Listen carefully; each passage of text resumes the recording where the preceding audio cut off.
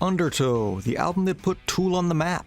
Well, at least the mainstream map. It's dark, almost uncomfortably dark at points. It's gritty, again, almost uncomfortably so. But it's also perhaps Tool's most raw-sounding record to date. It's not quite as introspective as Lateralis or as heart-wrenching as 10,000 Days, but it's not an album to be overlooked. Today I have prepared for you a lyrical analysis of this record in an attempt to make the complex ramblings of Maynard's a bit more palatable for the average Joe. But before we dive into the first track, allow me to set the scene for you. The year is 1993, and the name Tool is beginning to circulate. After the release of their debut EP, Opiate, in 1992, people eagerly awaited the band's next project. On April 6th of 1993, their wishes were answered. Undertow was released to incredible reception. Critics and fans alike loved the record. Quote, "With its technical brilliance, musical complexities, and aggressive undertones, Undertow not only paved the way for several bands to break through to the mainstream adolescent mall rage demographic, it also proved that metal could be simultaneously intelligent, emotional, and brutal." I couldn't have said it better myself. With that out of the way, let's get started with the first track. Track 1, Intolerance. Before the lyrics even begin, the song opens up with a relatively obscure sound. I'm going to play it for you here. Now what the hell is that? Well, before I even tell you what that sound is, allow me to define the title of this album for you. Undertow, a current of water below the surface and moving in a different direction from any surface current. Why am I throwing these random facts at you? Bear with me for a second. The sound we just heard is likely a scuba tank running out of air. That's right. The album begins with the narrator stuck under the water, trapped within the undertow. I hope that relieved any concerns that this album isn't as ridiculous as their future projects. Anyway, this song starts off with the narrator reflecting on his life, on who he is as a person. He finds himself hostile and untrusting, and he doesn't want to be this way. But we learn in the chorus, it's all just kind of a defense mechanism. It's through his hatred, or at the very least his disdain for the average person, that he's unable to trust others. Everyone is just intolerable to him. The second verse starts as he says, "Veil of virtue hung to hide your method, while I smile and laugh and dance and sing your praise and glory." This line shows us the incredibly pessimistic view the narrator has taken in regards to pretty much everyone, to society as a whole. It all boils down to the insatiable desire for more within all of society. The desire for greatness, simultaneously our greatest virtue and the cause of our downfall.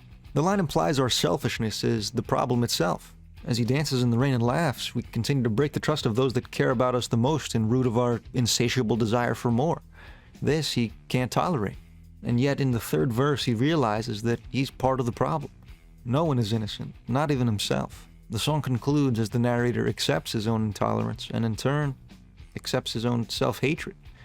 No one is innocent. Track 2, Prison Intercourse. I'm going to try to keep this school appropriate so I don't get demonetized, just keep that in mind. It's a relatively easy song to actually understand. It's actually also one of the few songs Maynard has explained himself.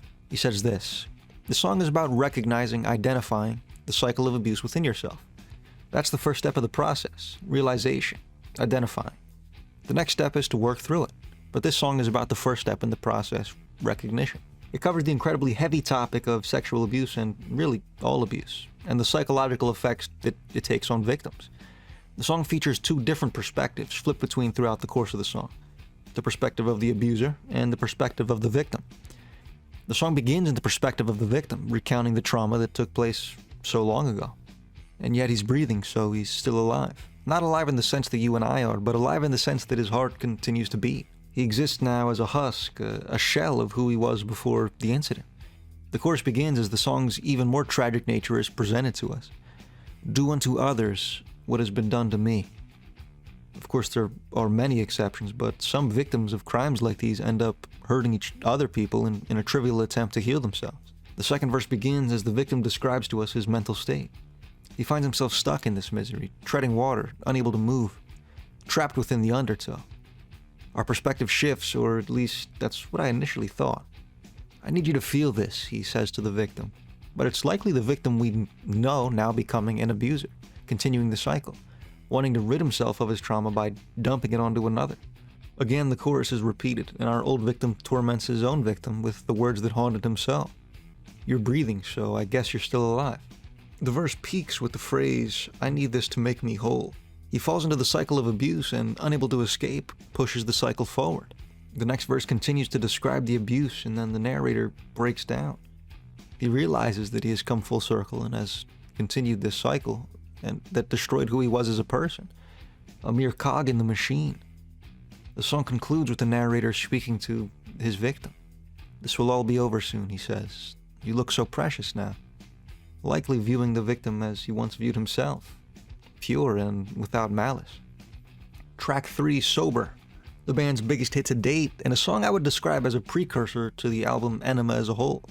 It's a song written by a young Maynard before his time with Tool, when he was with the band Children of the Anachronistic Dynasty in the late 80s. The song was reworked a bit and then released as the lead single for the record Undertow. The song begins with the concept of the shadow being touched on. There's a shadow just behind the character. The shadow is a relatively common theme within Tool's music, most notably in the song 46 and 2. The shadow being the Jungian concept of the shadow self, a concept first put forth by the great Dr. Carl Jung. I could talk about it more for an hour, but as simply as I can put it, it's a theory that our darkest desires and addictions operate on a subconscious level that prevent us from even being aware of the toll they take on us. The shadow in this song's case being his alcohol dependence, causing rifts not just in his life, but in the lives of others. One very common way people beat alcoholism is through religion, more precisely through the finding of Christ. It's what a lot of those 12-step programs rely on to help people. By the end of the first verse, the narrator questions the legitimacy of this path. Must he stop the pattern of his life because of Jesus? The pre-chorus begins as the narrator asks Jesus for hope, to let him see the light at the end of the tunnel. He turns away from the 12-step programs and their reliance on a book written 2,000 years ago. He needs something from Jesus himself, some sort of proof that everything would be okay, that it wasn't too late. The narrator erupts as the chorus begins. "Why can't we not be sober?" he says. "Why must he change? For Jesus? For himself? He's free to choose how he lives his own life, so why?" The very next line, however, heavily contrasts this idea. "I just want to start this over," he says. If he could snap his fingers and be free from it all, he would do it in a heartbeat. It's the struggle and the repeated failures that cause his doubt and have left him completely hopeless. He's tried to put the work in, he's tried to turn to Christ, but everything he's done has been futile. In his mind, it's no longer worth the struggle. The next verse begins as the narrator ruthlessly degrades himself, likening himself to an imbecile and a corruption of all that's good. The pre-chorus begins as the narrator turns away from Jesus and asks Mother Mary for help, for a way out, but again, he's met with silence. A bunch of repeated verses later, and we return to the chorus, this time with a changed line. "Why can't we sleep forever? I just want to start this over." Now almost embracing death, the character has lost all hope. The song concludes with the outro, a phrase repeated several times. "I want what I want." He wants the alcohol, so he'll drink the alcohol. Despite his efforts to hold himself back, he wants what he wants. Today, his addiction has prevailed. Track 4, Bottom. My personal favorite track on the album, if you were curious. I think this is the only Tool track to have a feature on it, this one with Henry Rollins of the Rollins Band. He delivers an incredibly powerful monologue toward the end of this track, but more on that later. This track starts with a classic round of self-loathing. The narrator hates himself. He finds himself with no desire and compassionless, just a rotting, ugly corpse. The chorus begins as the narrator carries on with his self-hatred, even hating the fact that he hates himself, resenting his own self-resentment. The hatred fuels our narrator to change, to improve his own life as he burns it all away. The next verse begins as the metaphorical flames engulf our narrator's soul. He hates himself for what the world has turned him into. They made him weak and ugly. The chorus is repeated, but this time ending slightly different. It ends with the phrase, "dead inside." Then enters Henry Rollins. I tried to play his monologue for you, but it got copyrighted, so I'm just going to read it to you. Sorry. "If I let you, you would make me destroy myself. In order to survive you, I must first survive myself. And I can sink no further, and I cannot forgive you. There's no choice but to confront you, to engage you, to erase you. I've gone to great lengths to expand my threshold of pain. I will use my mistakes against you. There's no other choice. I'm shameless now. I'm nameless now. I'm nothing now. I'm no one now. But my soul must be iron, because my fear is naked. I'm naked and fearless, and my fear is naked." I get chills every time I hear him say that shit. I hope I was able to convey that a little bit. It's all about confronting your weakness, whether it's addiction or trauma or whatever the hell you're struggling with. Whatever has brought you to the bottom, it can be overcome. Through sheer willpower and almost nothing else, any odds can be beaten. Maynard returns as the outro begins, as our character battles against everything inside of him. All of his negative thoughts, all of his hatred, all of his weaknesses, as he fights for himself at the bottom of his soul. A fight to enact revenge on everything that turned him into the monster before him. Track 5, Crawl Away. Another relatively surface-level track here, nothing too overly complex. The song begins with a dialogue between our narrator and likely his significant other. He wanted control over her. It's hard to tell if there was ever any love in this relationship, but at the very least if there was any love on the side of our narrator. But it's clear he loved the control he had over her. The chorus begins as the narrator explodes at his lover. He sees no value in her, and as he watches her walk away, breaking free from his control, his only wish is for a knife to stab her in the back. The bridge begins as we learn a bit more about our narrator. He's completely broken and views this possessiveness, this need for control, as love. This is his love for her. He doesn't know how else to express it. He begs her not to go, but in the end, his own darkness prevails. He lashes out at her again, thus concluding the track and the toxic relationship our narrator was in. Track 6, Swamp Song. Perhaps the most lighthearted track on this album. Granted, that doesn't mean much in the context of this record. Honestly, there's not too much to talk about with this track. It's extremely easy to understand. The narrator warned his friend of something and he didn't heed the warning. The song is pretty much just the narrator berating his friend for his mistake and his lack of trust in the narrator himself. It's probably the worst song on the record. Forgive me, Swamp Song Fan 41. Track 7, Undertow, the title track, and a great one at that. Flawlessly gets the message of this album across. This song tackles the topic of drug abuse and really any addiction. The song begins with our narrator describing his cravings, twice as clear as heaven, twice as loud as reason. He finds himself drowning in these desires, unable to fight against his addiction, caught beneath the undertow, if you would. And yet he's comfortable. Through his agony, through his addiction, he finds himself at home. The routine, the consistency of his addiction has left him completely comfortable in the undertow. The chorus begins as the narrator yells out, "Shut up," he says. "Enough of the voices. How could I let this bring me back to my knees? How could he let his addiction win like this?" The next verse begins as we understand our narrator's relationship with God. He's turned to God for help, for strength, and yet again he was met with silence. He finds himself trapped as the current opens up around him, swallowing him whole. And yet still he finds himself comfortable. The chorus begins as he almost embraces his own death, asking why he won't be killed, berating himself again, ending up back on his knees. The outro begins as perhaps the most haunting line on the entire record is presented. "I'm back down. I'm in the undertow. I'm helpless, and I'm awake. I'm in the undertow. I'll die beneath the undertow. There doesn't seem no other way out of the undertow." Euphoria. At the end of his life, he finds himself completely trapped, as though a current takes him down the path of drugs. He acknowledges that this will kill him. There's no other way out of this place, and yet, euphoria. Through his own acknowledgement of his fate, he comes to terms with it and allows the current to take him away. He gives up the battle in a state of bliss. Absolutely haunting. Track 8, 4 Degrees. This one is going to be tricky to talk about. Let's give it a go. The song begins with our narrator speaking to someone, asking them to kind of open up, to free themselves from themselves, to trust the narrator and to take this risk with him.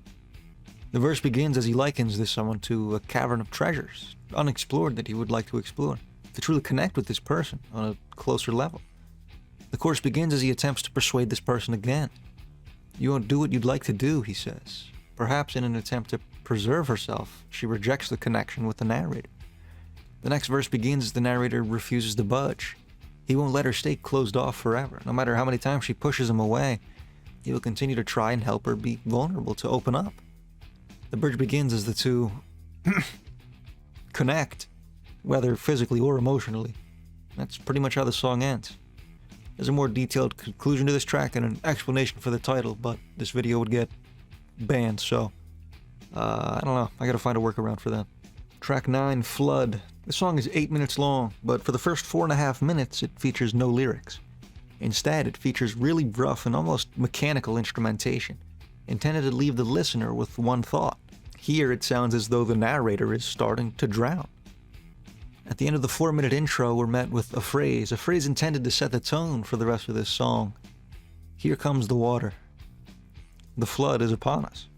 This song can obviously be looked at in the context of an actual flood causing worldwide devastation around the narrator, but I much prefer a more psychological interpretation. This interpretation centers around the term ontological shock, which is the experience of something so profound that it shakes you to the core of your being, completely changing your worldview and forcing you to question everything you thought you knew. After this moment in the narrator's life, the song begins. He watches all of his beliefs crumble away as he's met with this new reality. He scrambles to find higher ground, searching for something to ground his thoughts, to turn everything back to the way it was. The course begins as he tries to pick up the pieces of himself. Unable to do so, he leaves everything behind and searches for higher ground. This ground is not the rock I thought it to be, he says, again reinforcing this ontological shock he experienced. The next verse begins as we learn a bit more about the narrator. He thought he was high, not in a literal sense, but above this new reality he was forced to face. Forced to face his divine destiny, he finally acknowledges that he was wrong. The flood was inescapable. Everything had changed. The final chorus begins as the flood begins to gain on the narrator, until he is finally engulfed in the water. He had to face the music as the ground beneath him began to crumble. He was left alone in the flood. Cleanse and purge me in the water, he says, perhaps to allow the change to take over, to truly accept this new reality he was facing and to be reborn with it. Track 10, Disgustipated. Now I know Tool is an obscure band, but man, they really outdid themselves with this track. The title of the track is a portmanteau of the words disgust and constipated. Do with that what you will. The song begins with a spoken intro, pretty much just religious rambling. It addresses the question of whether or not life is sacred, or if there's any meaning in it at all. A concept that's covered much more in depth on future records.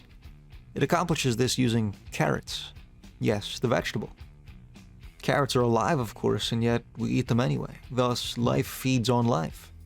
Perhaps it's cruel, but the survival of the fittest, right? If we truly felt bad for each carrot we ate, very little would get done. The chorus begins as the narrator emphasizes the importance of this cycle. Life feeds on life is repeated throughout a majority of this track. Then, at exactly 6 minutes and 42 seconds, the music concludes and only ambient noise can be heard. No instruments, no vocals, just the sound of crickets and the nighttime. Why did I mention 6 minutes and 42 seconds? Well, that's because it's a reference to the Bible entry Mark 6:42, which reads, "They all ate and were satisfied." Again, hammering home the concept of life feeding on life. The song then concludes with another spoken verse. This time, we hear the narration of another character waking up in a ditch. He gets up in pain with a knife in his pocket and sees his car just down the road. As he approaches the car, he says, "If God is our father, then Satan must be our cousin." Simply put, from where good comes, so does evil. The doors of the car are locked when he notices a camera case in the passenger seat. He turns to look across the field where he sees two people walking. He walks towards them, now the color red, with his knife in his hand, ready to take them for his own. The whole sequence intends to put this concept of life feeding on life into perspective. If we think we own animals and plants, what stops us from owning people? Why is the value of the life of humans held in such higher regard than the lives of plants and animals? An incredibly thought-provoking way to wrap up this song and in turn, the record. I just wish the song didn't suck complete ass. And with that, my friends, we've completed our lyrical analysis of Tool's debut album, Undertow. If you enjoyed this one, check out my videos on the other two albums. I've done all of them except Fear Inoculum as of this video releasing. Thank you very much for watching. Subscribe if you're a Tool, and peace.